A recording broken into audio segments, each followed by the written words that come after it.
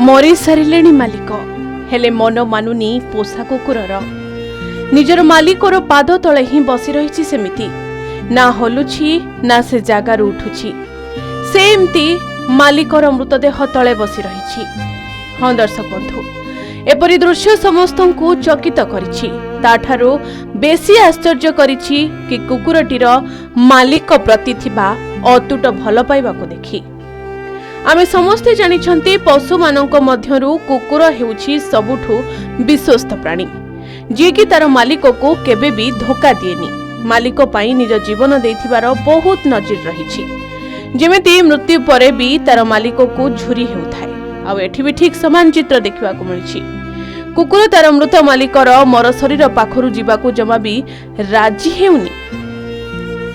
ये हेउछि अनुगोल जिलार घटना।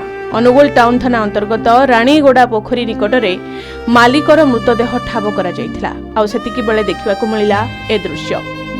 मालिकर मृतदेह तळे बसी रहिथिला पोषा कुकुरटी तेबे मृत शरीर पाखकू गले भुकुछि कामुड़ीबाकू गोडाउछि जेमिति भाबुछि कि केही आसी ता मालिक को हैरान करिवे तेणु सुरक्षा देबा पई काहाकू पाख पसई देउ नाही सेथिलागी भୟରେ मृत मालिकर पाख माडु नाहंती के तेबे कहि रखिबाकू चाहिबू जे मृत्यु को नै परिवार लोके आनिले हत्या अभियोग तेबे घटनाटी थिला किछि एपरि किछि दिन पूर्वरु एई पोखरीर नीलाम होइथिला। पूर्वरु तुरंग गाँर जड़े व्यक्ति पोखरी को नीलाम धरिथिले नीलाम नैथिबा सह पोखरी हुड़ारे किछि गाई गोरु रखिथिले से एथि सहित गाई गोरुंकु देखा रखा करिबा पाई रानीगोड़ा अंचलर सुक्रू बेहरांक 58 वर्षीय पुओ मणिया बेहरांकु से रखिथिले।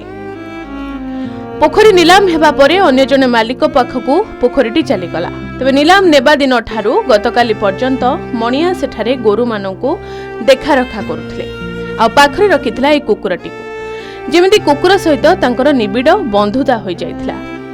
तेबे आज सकाळु देखिला बेलकू मणियांकर मृत शरीर देखिबाकू मिलिला। संपर्कीय लोक घटना विषय जानिबा परे हत्या अभियोग आनिछंती। संपर्कीयक कहबा कथा जे एठारे पोखरी नैथिबा वर्तमान रो मालिक मणिया को पिटामरा करंती बोली पूर्व मालिक कहउछंती। ए घटना को किंतु सही पारु नाही पोषा कुकुर मृत शरीर तळे जगी रहिछि पोषा कुकुरटी एमिति कि मालिकर मृत शरीर पाखकू गले कामुड़ी गोडाउछि। तेबे घटनार सूचना पाई घटनास्थल रे पहुंची तदंत आरंभ करिछि पुलिस। अनुगोल मानस मिश्र रिपोर्ट के न्यूज ओडिशा।